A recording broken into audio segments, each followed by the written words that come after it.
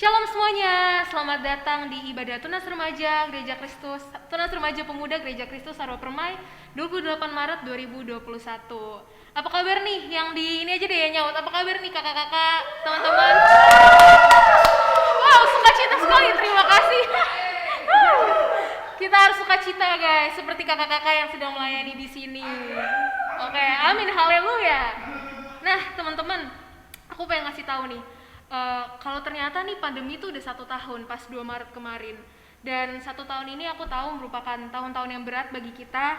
Kita banyak harus beradaptasi, kita harus banyak menyesuaikan keadaan, kita dituntut untuk bisa terus melewati hari-hari di tengah-tengah keadaan yang bikin kita kaget gitu. Ini kan baru pertama kali semuanya untuk kita. Namun sampai sekarang kita masih tetap di sini, udah 1 tahun berlalu, ternyata kita masih diberikan nafas kehidupan, kita masih diberikan kekuatan oleh Tuhan Yesus. Kita masih bisa ikut ibadah Tunas Remaja Pemuda Gereja Kristus Sarwa Permai walaupun via online. Itu semua karena kebaikan Tuhan Yesus yang tidak pernah jemu-jemu mengasihi kita, memberkati kita, melindungi kita selama ini. Kita semua sekarang di sini mau memuji nama Tuhan, kita mau mengagung-agungkan nama Tuhan Yesus kita yang baik. Mari kita sekarang angkat lagu pujian Tuhan Yesus baik.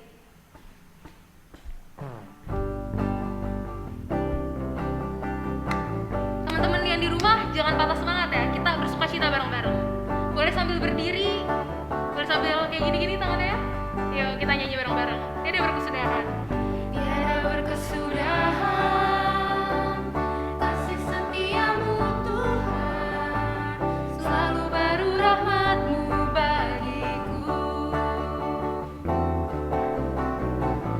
Hari berganti hari, tetap kulihat kasih-Mu, tak pernah berakhir di hidupku. Tuhan Yesus baik, Tuhan Yesus baik, sungguh amat baik, untuk selama-lamanya. Tuhan Yesus baik, Tuhan Yesus baik teman-teman. Tuhan Yesus baik, sungguh amat baik, untuk selama-lamanya. Tuhan Yesus. Kita nyanyikan lagu ini dari awal sekali lagi dengan penuh sukacita. Tuhan dia berkesudahan. Kasih setiamu Tuhan, selalu baru rahmat-Mu bagiku. Hari berganti hari, tetap kulihat kasih-Mu, tak pernah berakhir di hidupku. Tuhan Yesus baik, sungguh amat baik, untuk selama-lamanya. Tuhan Yesus baik, Tuhan Yesus baik, sungguh amat baik, untuk selama-lamanya. Tuhan Yesus baik. Oke, teman-teman, sebelum kita memulai ibadah kita lebih lanjut lagi, kita akan mengawalinya dengan berdoa terlebih dahulu. Mari teman-teman yang ada di rumah dan kakak-kakak sekalian yang ada di sini, kita bersatu di dalam doa. Tuhan Yesus, terima kasih ya Tuhan atas kasih setiamu yang sungguh luar biasa baik ya Tuhan Yesus, telah menyertai kami semua sampai pada hari ini ya Tuhan. Tuhan, sekarang anak-anak-Mu datang ya Tuhan Yesus untuk beribadah ya Tuhan. Berkatilah kami ya Tuhan Yesus, kiranya ya Tuhan firman-firman yang akan disampaikan oleh Bang Bio ya Tuhan dapat kami serap ya Tuhan Yesus, dan kami bisa menerapkannya di dalam kehidupan kami sehari-hari. Terima kasih ya Tuhan Yesus, terpuji-pujilah nama Engkau selalu kekal selama-lamanya. Amin. Nah, jadi tema kita pada hari ini adalah berbahagialah orang yang dicela. Aku mau nanya dulu deh kepada audiens yang ada di sini. Ada nggak sih yang pernah dibully atau dikata-katain gitu? Jawab dong, ada aja gitu, ada gitu. Kabri, gimana? Ada, pernah? Sering kan? Nah biasanya kalau misalnya kita dicela tuh bawaannya kayak gimana? Sedih, marah? Waduh. Cenderung sebagai manusia ya, naluri kita kan kalau misalnya dikata-katain atau dicaci maki kan bawaannya kayak, ih kenapa sih kok dia kayak gitu ke gue, atau apa yang salah nih dari gue. Jadi kita jadi lebih down, terus kita kadang bisa jatuhnya kita bisa balas dendam ke orang-orang yang mencaci maki kita. Tapi menurut Alkitab justru kita harus berbahagia nih teman-teman. Jujur aku harus banyak belajar ya, karena berbahagia di saat dicela itu merupakan suatu level yang menurut aku susah gitu. Cuman susah bukan berarti nggak bisa. Dan nanti akan dibahas lebih dalam lagi sama Bang Bio, gimana sih maksudnya, caranya tuh gimana sih berbahagia di saat kita dicela. Tapi sebelum itu kita mau menyiapkan hati kita mau angkat lagu pujian Kaulah Harapan.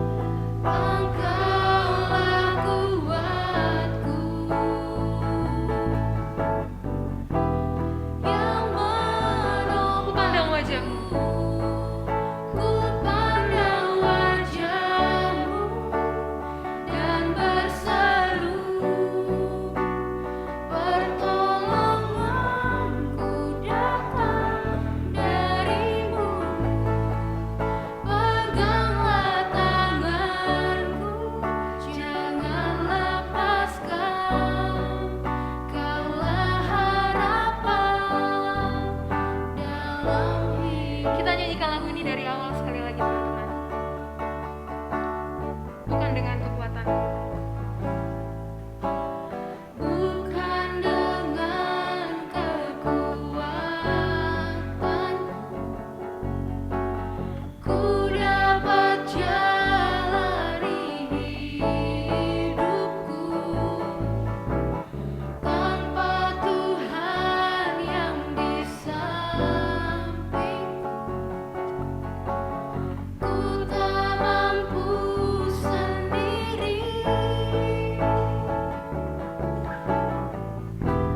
Engkaulah kuatku yang menopangku. Ku pandang wajah-Mu dan berseru, pertolonganku dapat dari-Mu. Peganglah tanganku, jangan lepaskan. Kita nyanyikan lagu ini dari Raf sekali lagi teman-teman. Dalam hidupku, ku pandang wajah-Mu dan berseru. Ku pandang wajah-Mu dan berseru, pertolonganku dapat dari-Mu. Peganglah tanganku, jangan lepaskan. Kaulah harapan. Dipersilakan kepada Bang Bio. Dalam hidupku.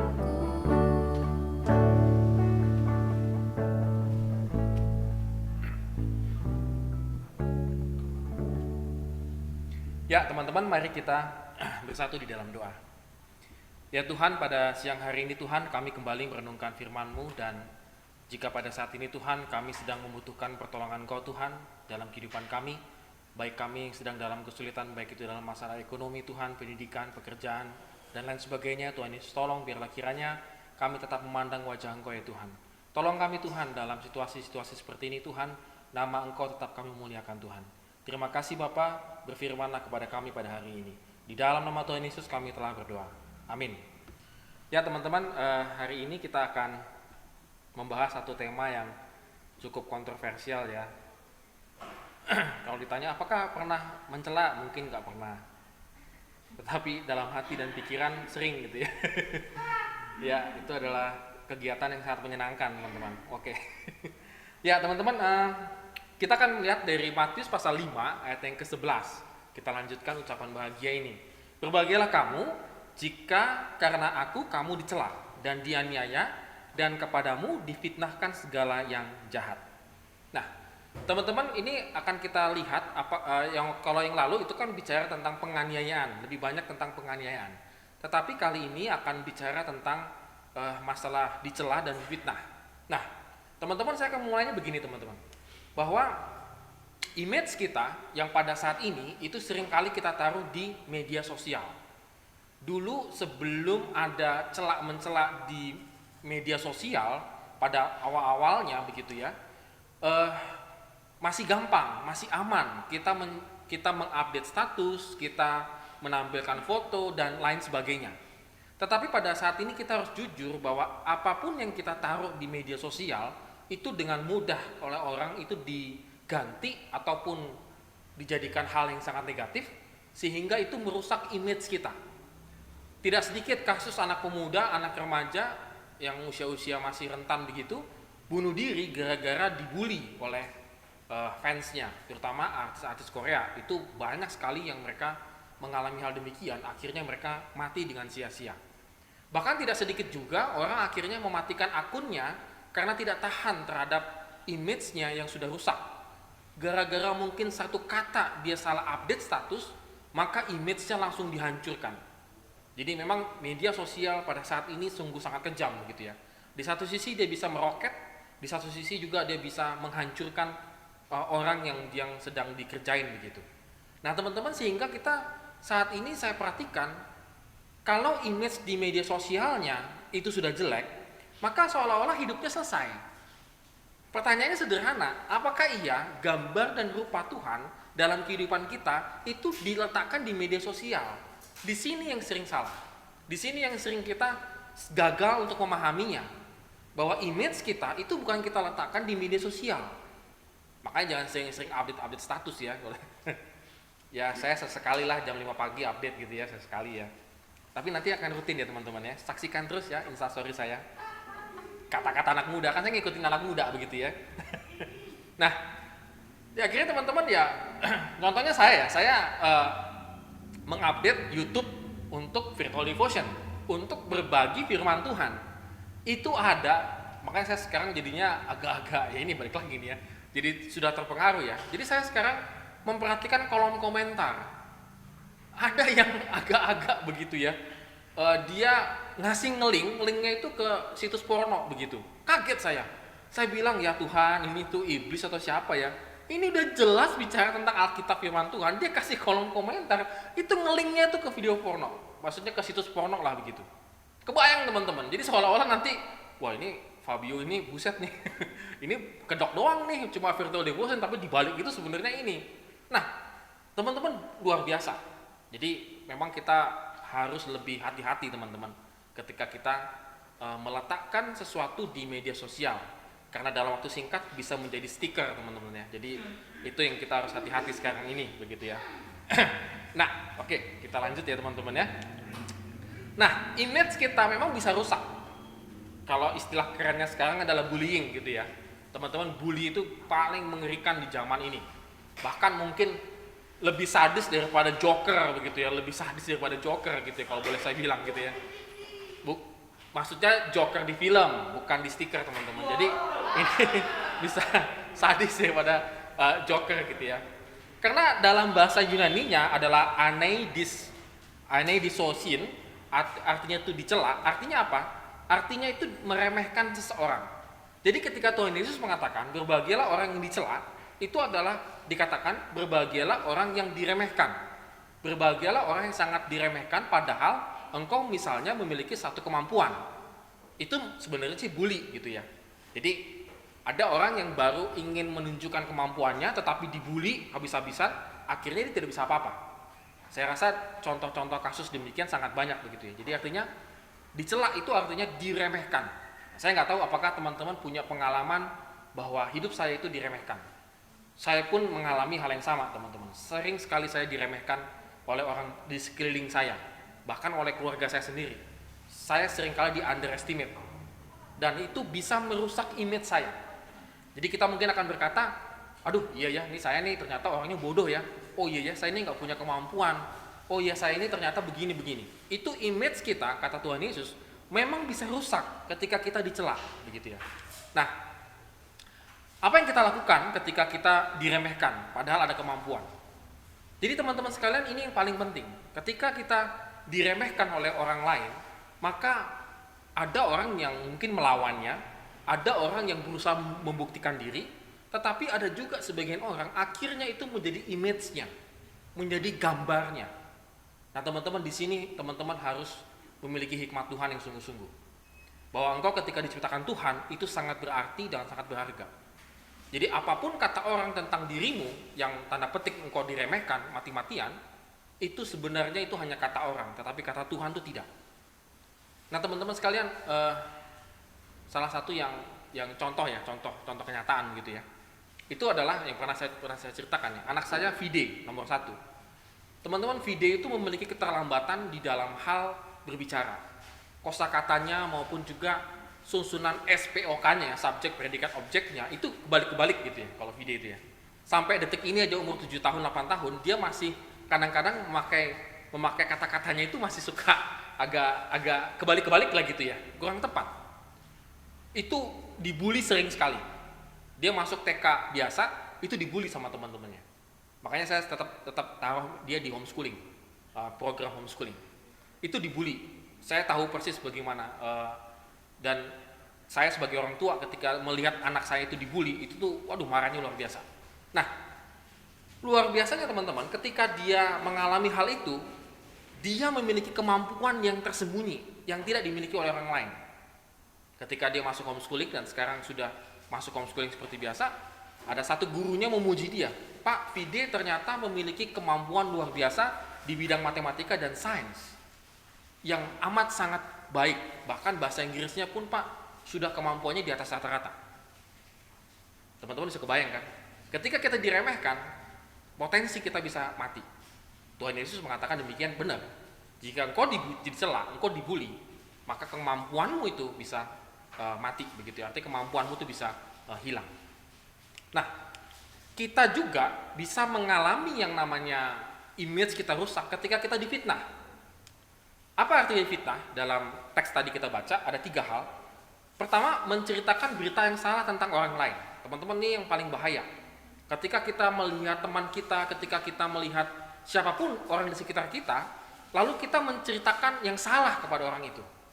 Ini namanya fitnah. Itu merusak image kita, merusak gambar orang lain. Tetapi yang memulai itu kita, bukan orang lain, tetapi kita. Yang kedua adalah menceritakan berita kebenaran namun tidak seutuhnya, melainkan hanya setengah atau half true. Teman-teman hati-hati ketika kita menyampaikan sesuatu yang benar menurut kita, tetapi ternyata itu half true, masih setengah benar, itu bisa menghancurkan image orang. Jadi teman-teman jangan ini ya, jangan gampang sekali menyampaikan satu berita ke berita yang lain, ke orang lain tanpa memahami apakah berita itu benar atau tidak. Itu yang dikatakan hoax ya, maksudnya seringkali dikatakan hoax. Itu bisa menghancurkan orang, bisa menghancurkan dunia ini gitu ya. Jadi hati-hati. Lalu yang ketiga adalah menceritakan kebenaran namun dibumbui dengan ekspresi dan penekanan yang berbeda. Yang diceritakan sih benar, tetapi dengan muka sinis misalnya gitu ya. Jadinya ini sebenarnya lu cerita apa gitu ya. Yang diceritakan tuh benar, tetapi ekspresi lo itu iri. Tetapi ekspresi lo tuh marah misalnya. Nah teman-teman, ini bisa menghancurkan image, gambar orang teman-teman. Jadi teman-teman di sini perlu hati-hati ketika kita melakukan hal ini. Dan itu akan diserang kepada orang yang percaya kepada Kristus. Karena namaku, kata Tuhan Yesus. Nah teman-teman, mungkin 2 hal ini seringkali kita alami dalam kehidupan kita. Mungkin 2 hal ini yang sering boleh kita bilang lah, bahkan sampai detik ini kita masih merasakan dampak buruknya. Ada satu waktu mungkin kita dibully, diremehkan seseorang. Ada satu waktu kita juga disalah mengerti, bahkan sampai difitnah, sehingga image kita jadi rusak. Sehingga ketika kita ketemu orang itu langsung bilang, oh orang ini begini, oh orang ini begini. Dan itu mungkin kita bawa sampai detik ini. Bahkan kita nggak tahu sampai kapan kita akan membawa image itu. Nah teman-teman, Tuhan Yesus mengatakan berbahagialah kamu. Ini sungguh lucu. Kalau image-mu sudah hancur, kok Tuhan Yesus ngomong berbahagialah kamu? Kan begitu ya. Maksudnya kan ketika image-mu sudah hancur, gambarmu sudah hancur, ya seharusnya engkau sedih, atau mungkin seharusnya engkau memperbaiki diri, atau mungkin engkau seharusnya membuktikan diri bahwa engkau tidak demikian. Tetapi Tuhan Yesus memulainya dengan kata berbahagialah kamu. Nah teman-teman, di sini yang uniknya ajaran Tuhan Yesus, dan menurut saya agak sangat berbeda dengan pendekatan psikologi dan pendekatan yang lainnya. Karena Tuhan Yesus memiliki satu pendekatan yang sangat spiritual dan sangat luar biasa. Mengapa kita sampai, kalau image kita sudah rusak dari kecil sampai kita dewasa, pemuda sudah rusak, Tuhan Yesus mengatakan berbahagialah kamu. Teman-teman, di sini ada kuncinya, teman-teman. Nah, image Kristus itu harus ada di dalam diri kita. Kita akan lihat dari 2 Korintus 6 ayat 3 sampai dengan 4. Itu masuk kali suaranya. Masuk itu suaranya. 2 Korintus 6 ayat 3 sampai dengan 4 ya. Dalam hal apapun kami tidak memberi sebab orang tersandung, supaya pelayanan kami jangan sampai dicela. Sebaliknya dalam segala hal kami menunjukkan bahwa kami adalah pelayan Allah, yaitu dalam menahan dengan penuh kesabaran dalam penderitaan, kesesakan dan kesukaran. Teman-teman, apa poinnya? Kenapa Tuhan Yesus mengatakan, kenapa Paulus mengatakan demikian? Poinnya adalah sebaliknya dalam segala hal kami menunjukkan bahwa kami adalah pelayan Allah. Jadi brand image-nya Paulus itu berubah ketika dia dicela, ketika dia disiksa, ketika dia mengalami banyak sekali penderitaan yang luar biasa, merusak image manusianya, tetapi justru image Kristusnya itu harus semakin nyata. Maka dia mengatakan image-ku sudah berubah, bukan manusiaku lagi, tetapi kami adalah pelayan Allah. Brandingnya dia berubah, jati dirinya dia berubah, pelayan Allah. Nah teman-teman, di sini yang menurut saya sih luar biasa ya Paulus ya. Ketika dia dicela, sama ini kata-kata dicelanya sama. Ketika dia dicela, dia dibully habis-habisan, orang Yahudi yang tidak tahu diri dan lain segala macam, justru image Kristusnya itu semakin nyata dalam kehidupannya. Nah, ketika kita dibully, ketika kita diremehkan, ketika kita mengalami difitnah dan segala macam, apakah gambar Kristus itu semakin nyata dalam hidup kita? Atau kita merusak gambar kita, akhirnya kita melakukan hal-hal yang negatif. Nah teman-teman, di sini luar biasanya teman-teman. Dunia memang menghancurkan jati diri kita, tetapi dunia tidak bisa menghancurkan image gambar Allah dalam hidup kita. Justru Paulus mengatakan sebaliknya. Artinya dalam segala hal sebaliknya, orang yang mengatakan begini, kami adalah pelayan Allah. Justru I'm proud. Saya adalah gambar Kristus yang sangat berbeda dengan gambar orang lain. Nah teman-teman, di sini ketika kita menemukan bahwa aku adalah ciptaan Tuhan yang sangat berharga, maka kita bisa membalikkan segala sesuatunya.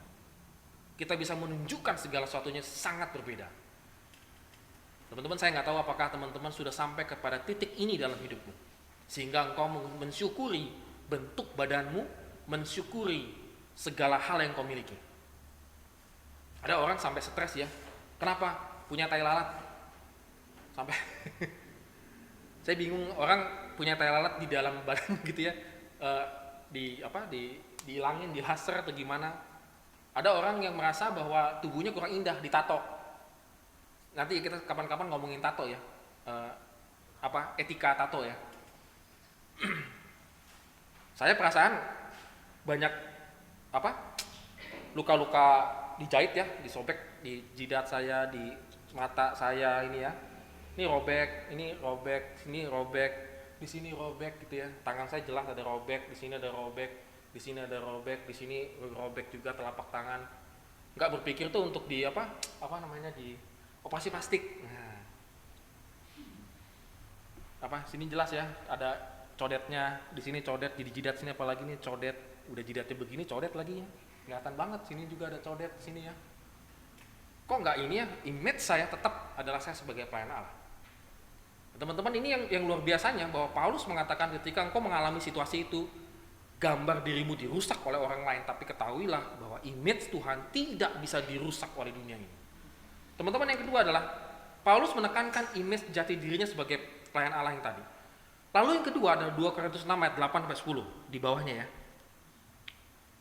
Ketika dihormati dan ketika dihina, ketika diumpat atau ketika dipuji, ketika dianggap sebagai penipu namun dipercayai, sebagai orang yang tidak dikenal namun terkenal, sebagai orang yang nyaris mati dan sungguh kami hidup, sebagai orang yang dihajar namun tidak mati, sebagai orang yang berduka cita namun senantiasa bersuka cita, sebagai orang miskin namun memperkaya banyak orang, sebagai orang tak bermilik sekalipun kami memiliki segala sesuatunya.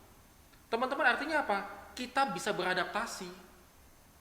Ketika image-mu dihancurkan oleh orang, lalu image Kristus itu benar-benar tumbuh, muncul dalam diri kita, bahwa saya adalah gambar serupa dengan Tuhan, maka kita mampu beradaptasi dengan situasi apapun yang kita hadapi. Dan itu tidak merusak image kita. Jadi, kita tetap berbahagia. Mau orang lain ngomong apa, kita ini adalah gambar Kristus.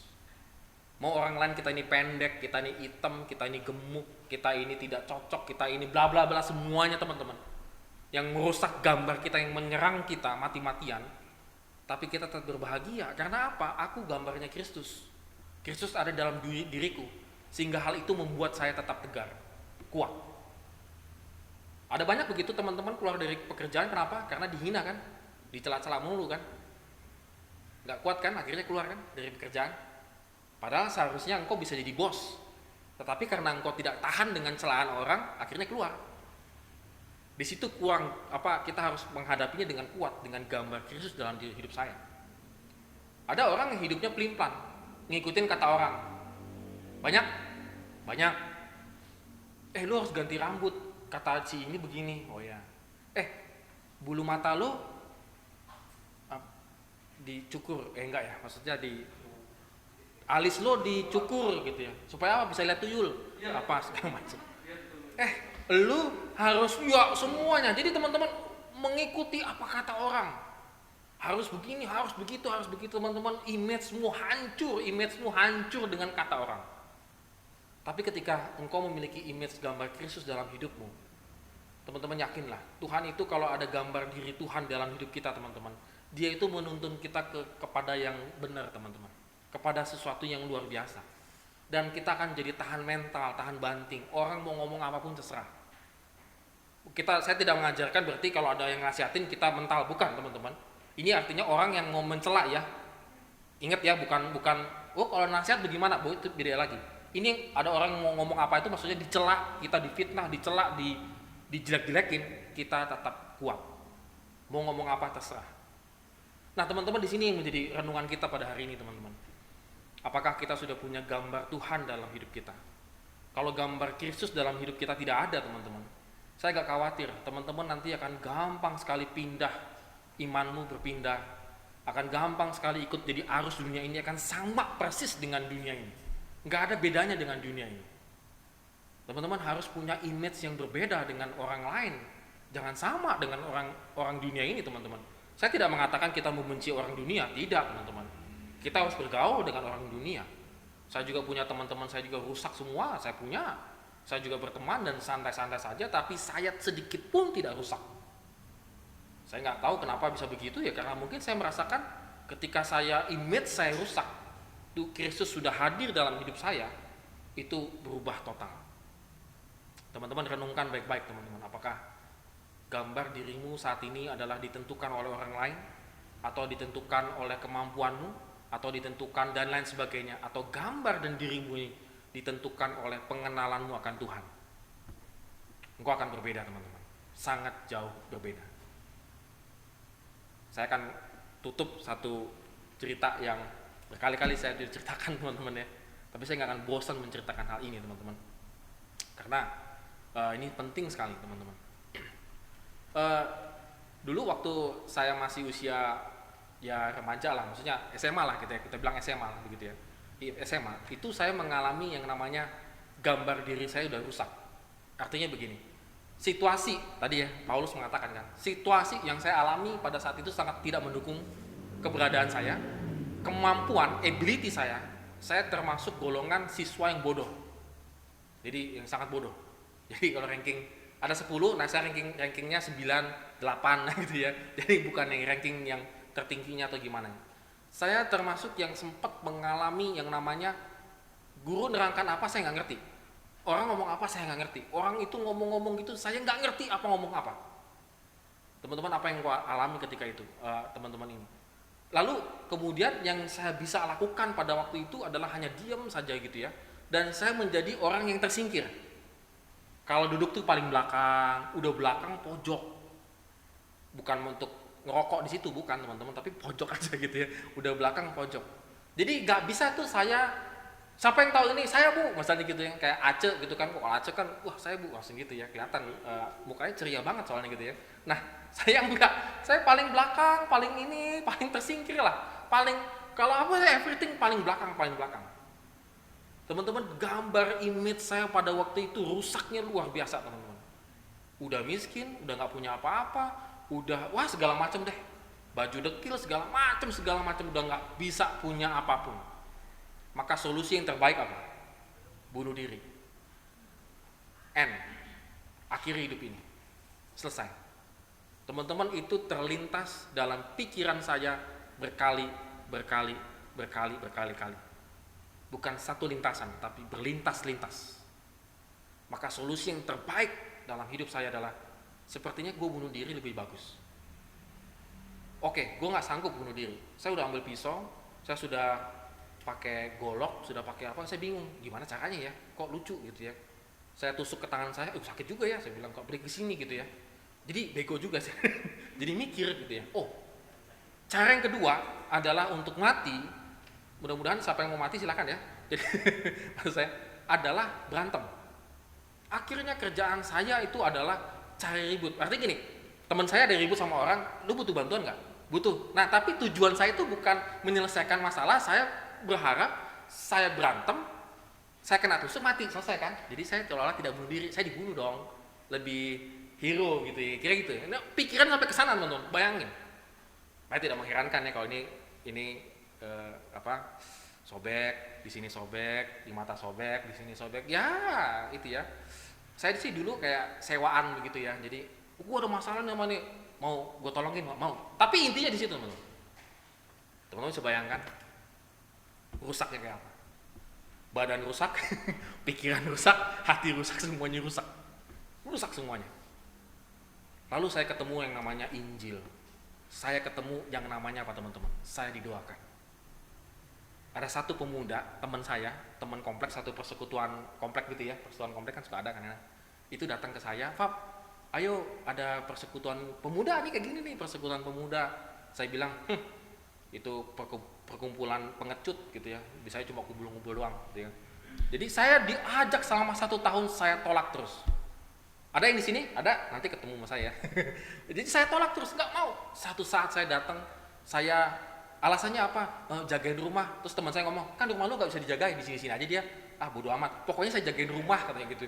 Alasannya banyak aja lah yang pokoknya nanti ya. Jadi teman-teman kalau punya alasan, saya sudah pakai 1001 alasan. Jadi jangan ngomong sama saya, ini bang, percuma. Saya udah tahu otak setannya udah ngerti teman-teman. Karena saya ngalamin gitu ya. Lalu kemudian teman-teman satu saat saya datang ke persekutuan itu. Teman-teman, apa yang terjadi? Ketika itu ada doa, saling mendoakan, biasanya kita saling mendoakan. Kamu minta didoain apa, Fab? Saya mikir, masa iya didoain mati sih? Kok beda pengen mati? Nggak lucu ya doainnya begitu, ini lagi di persekutuan. Terserah aja. Oke ya, kamu mau saya doakan damai sejahtera, mau nggak? Makanya sampai detik ini, saya selalu berdoa tuh damai sejahtera. Teman-teman, ketika saya didoakan damai sejahtera, saya nangis teman-teman. Dia doain sih, dia bukan pendeta, teman biasa, pengurus yang komplek di situ. Dia doain, teman hamba Fabio minta damai sejahtera dari Tuhan. Dia dengan polos aja ngomong gitu. Dia kenal saya tapi ya polos aja ngomong gitu. Teman-teman, saya di situ saya nangis teman-teman. Baru pertama kali seumur hidup saya merasakan damai sejahtera luar biasa. Saya ketemu Tuhan. Saya berjumpa dengan Tuhan, saya merasakan Tuhan dalam hidup saya. Maka pikiran-pikiran itu hilang dari situ, yang mau mati, yang mau apa itu hilang, semuanya diganti dengan damai sejahtera Tuhan. Teman-teman, saya khawatirnya teman-teman terlampau sibuk. Teman-teman terlampau khawatir, teman-teman terlampau segala macam. Teman-teman lupa minta damai sejahtera dari Tuhan. Kalau hari ini engkau menganggap bahwa hidupmu tidak sia-sia, bahwa hidupmu itu jeblok, bahwa hidupmu itu bego, bahwa hidupmu itu sia-sia semuanya. Datang ke Tuhan minta damai sejahtera. Teman-teman, ketika saya minta damai sejahtera Tuhan itu, saya dikasih, saya nangis lama, setengah jam saya nangis. Saya berlutut, saya nangis, sungguh-sungguh nangis. Kelas 3 SMA, saya masih ingat. Kelas 3 SMA. Saya kelas 3 SMA. Di situ saya nangis, benar-benar nangis. Karena saya merasa sendirian, jauh dari orang tua saya sakit, saya merasa sendirian yang luar biasa. Saya nggak punya teman, saya merasa sendirian di tengah banyak orang, teman-teman. Bahkan saya merasa dikucilkan, saya merasa wah segala macam, teman-teman. Tapi ketika image Tuhan masuk dalam hidup saya, wow, luar biasa. Saya lebih pede, wah itu berubah total dari sejak itu. Berubah total. Oleh karena itu teman-teman, mari kita renungkan firman Tuhan hari ini. Amin, kita berdoa. Ya Tuhan, terima kasih kepada hari ini Tuhan, kalau kami kembali diingatkan Tuhan tentang gambar diri kami Tuhan, yang mungkin pada saat ini Tuhan, kami lebih banyak rusaknya Tuhan daripada benarnya di surga. Tuhan Yesus, tolong kami, biarlah kiranya Tuhan, Engkau berkati kami Tuhan dalam segala hal. Biarlah hidup kami Tuhan semakin menyerupai dengan Engkau ya Tuhan. Tolong kami Tuhan, pada saat ini bagi di antara kami Tuhan yang memiliki permasalahan dalam kehidupan ini, Tuhan Yesus tolong jamah dan urapi Tuhan Yesus. Berikan damai sejahtera-Mu Tuhan. Berikan juga kekuatan dan pengharapan di dalam Engkau ya Tuhan. Kami juga berdoa Tuhan untuk teman-teman kami yang saat ini mungkin sedang mencari pekerjaan. Tuhan Yesus tolong berkati Tuhan dalam segala hal pekerjaan mereka Tuhan. Dan juga dalam segala usahanya Tuhan. Berkati bisnis teman-teman kami Tuhan yang memiliki bisnis, Tuhan tolong urapi dan kuduskan Tuhan bisnis mereka, sehingga boleh menghasilkan berkat-berkat daripada Engkau ya Tuhan. Berkati juga teman-teman kami yang bekerja di kantor, Tuhan Yesus tolong berkati. Berikan kekuatan Tuhan, pengharapan Tuhan. Mungkin saat ini Tuhan gaji dipotong ataupun kantor akan mengalami penutupan dan lain sebagainya. Tuhan, jadikan kami tidak khawatir Tuhan, tetapi kan jadi kami optimis Tuhan untuk tetap semangat Tuhan. Kami juga Tuhan yang masih sekolah, Tuhan Yesus tolong berkati Bapa di surga. Biarlah kiranya Tuhan, sekolah yang tatap mukanya tidak lagi tahu Tuhan kapan rencananya Tuhan, Tuhan Yesus tolong. Biarlah kiranya kami tetap semangat Tuhan, boleh menyelesaikan tugas kami Tuhan dengan sebaik-baiknya. Kami juga berdoa Tuhan untuk teman kami yang berulang tahun pada minggu ini, berdoa untuk Theo dan juga untuk Yosi Tuhan. Biarlah kiranya Tuhan memberkati kedua teman kami ini Tuhan dalam pekerjaannya, dalam pendidikannya Tuhan, sehingga nama-Mu Tuhan akan dimuliakan sepanjang hidupnya. Terima kasih Bapa, di dalam nama Tuhan Yesus kami telah berdoa. Amin.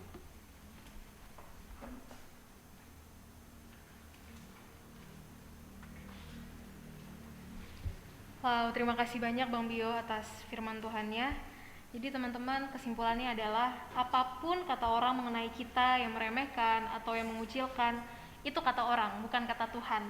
Tuhan sendiri itu sudah membentuk kita dengan sebegitu indahnya, dengan sebegitu baiknya, dan kita merupakan karya Tuhan yang sangat amat berharga. Ketika kita dibully, ketika kita diremehkan, image Kristus kita sebagai pelayan Allah harus semakin kuat. Kadang-kadang tuh kita terlalu memprioritaskan image kita sendiri sampai melupakan bahwa kita punya image Kristus yang gak akan pernah bisa dimusnahkan even oleh dunia. Sekali lagi dari Tunas Remaja dan Pemuda GKSP mengucapkan selamat ulang tahun untuk Yosi pada tanggal 13 Maret dan Kateo tanggal 23 Maret.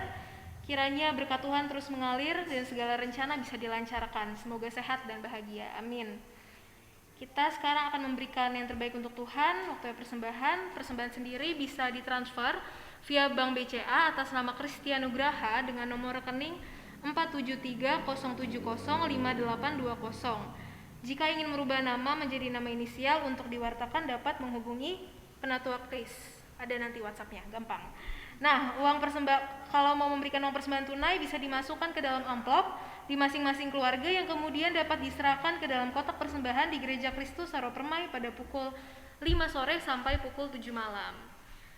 Kita sekarang sudah tiba di penghujung ibadah, kita mau terus bersukacita karena kasih setia Tuhan yang tidak begitu pernah berhenti. Kita sekarang mau angkat lagu pujian Sukacita Surga.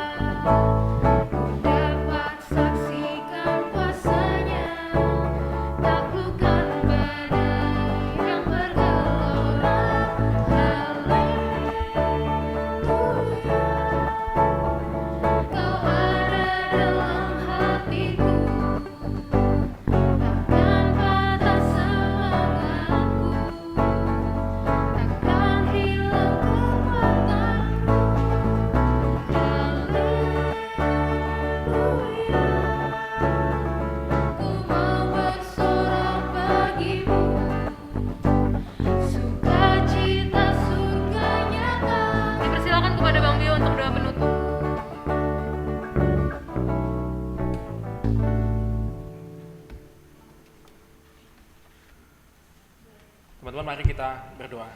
Terima kasih Bapa di surga untuk kebenaran firman-Mu yang telah kami dengar pada hari ini Tuhan. Biarlah kiranya boleh merubah hidup kami Tuhan semakin nyata dalam kehidupan kami, sehingga kasih-Mu Tuhan dan juga kemuliaan-Mu Tuhan juga nyata dalam kehidupan kami. Dan kami mengucapkan syukur Tuhan dalam persekutuan kami walaupun via Zoom Tuhan, tetap Engkau berkati Bapa di surga. Dalam segala hal, dalam segala pergumulan kami Tuhan, kami akan percaya Tuhan Engkau hadir dan juga menolong kehidupan kami. Mari kita arahkan hati dan pikiran kita untuk menerima berkat dari Tuhan. Tuhan memberkati engkau dan melindungi engkau. Tuhan menyinari engkau dengan wajah-Nya dan memberi engkau kasih karunia. Tuhan menghadapkan wajah-Nya kepadamu dan memberi engkau damai sejahtera. Amin. Bapa, terima kasih.